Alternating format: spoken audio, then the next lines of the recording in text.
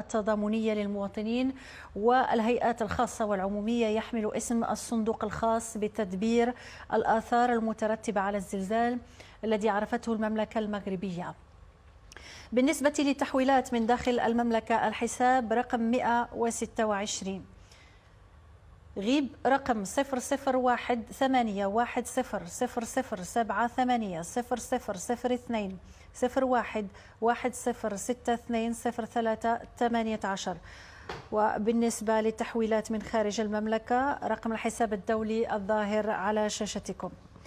إذن هي دعوة مفتوحة للمواطنين وللهيئات الخاصة والعمومية لتقديم مساهمتها ضمن المجهود الوطني التضامني المعهود في كافة مكونات الشعب المغربي والتعبئة المجتمعية الواسعة والشاملة لتجاوز آثار الزلزال المؤلم الذي وقع يوم الجمعة